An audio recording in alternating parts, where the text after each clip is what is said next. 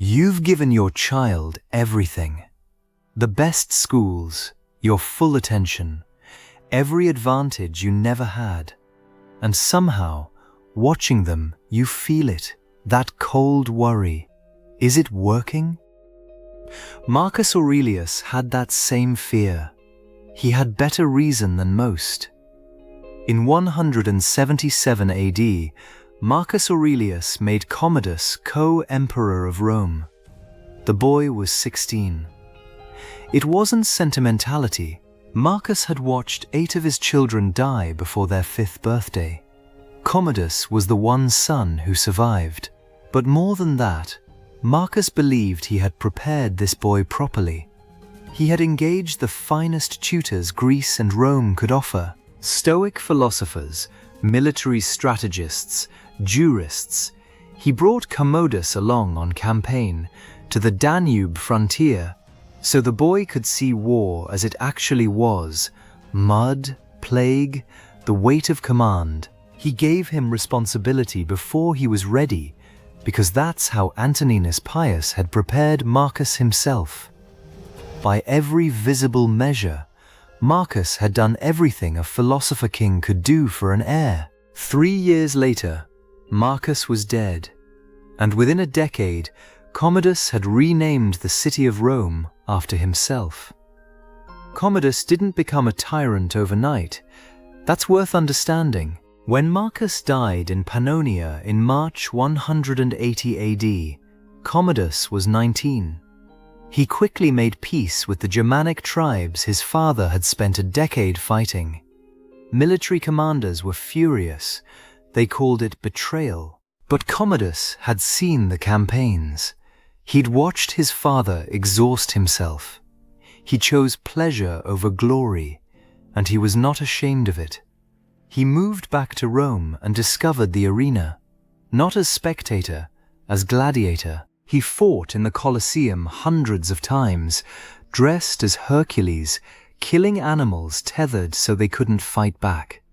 He charged the treasury 1,000,000 sesterces per appearance. He renamed the 12 months of the year after his own names. He renamed Rome itself Colonia Commodiana, Commodus Colony. Historians have called him mad. That's too easy.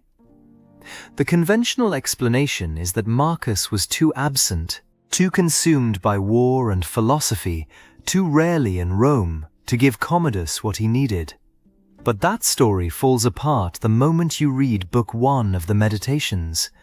Marcus opens that book with a list, not a philosophical treatise, not abstract principles, a list of every person who shaped him and exactly what each one gave him. His grandfather, gentleness. His mother, simplicity and religious feeling, Apollonius. A present and visible example unto me that it was possible for the same man to be both vehement and remiss. His brother Severus, who stirred him, Marcus wrote, by his own example. From Apollonius, true liberty and unvariable steadfastness, and not to regard anything at all, though never so little, but right and reason, who also was a present and visible example unto me, that it was possible for the same man to be both vehement and remiss. Marcus Aurelius. Every lesson Marcus received came through a person, not a curriculum, not a lecture, a life lived in front of him. He knew this. He wrote it down.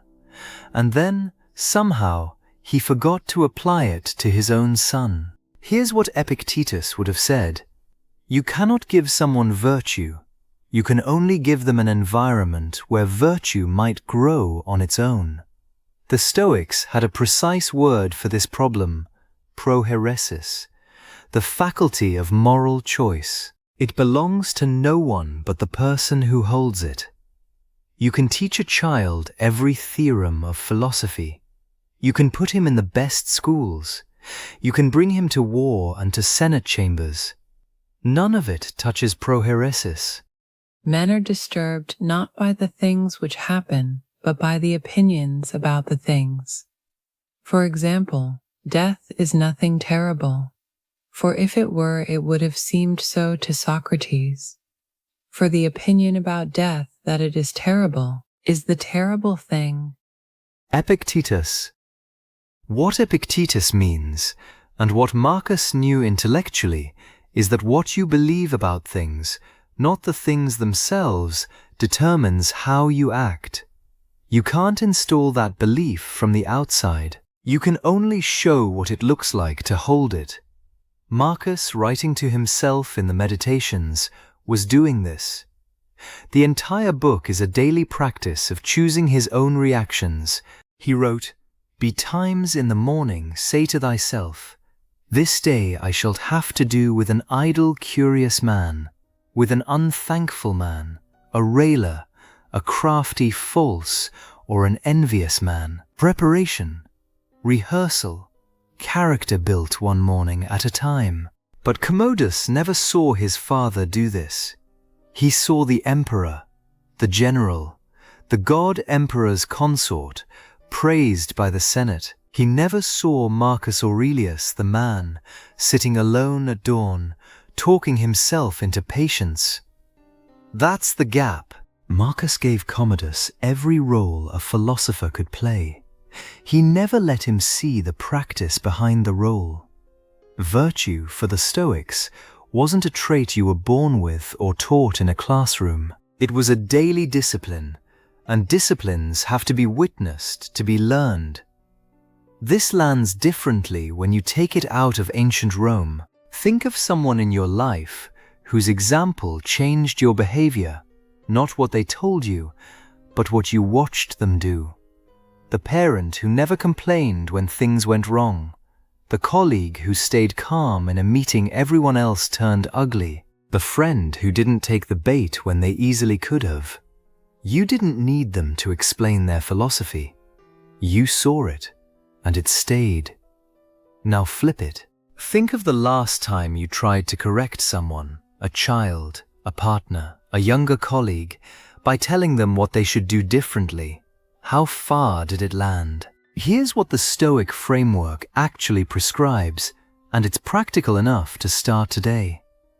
Marcus understood all of this in theory. Book I of the Meditations is his own written record of how much he owed to people who simply lived in front of him. What he couldn't see, from inside the palace, from inside the campaigns, was that Commodus needed to see Marcus the man, not Marcus the emperor, struggle with something and choose well.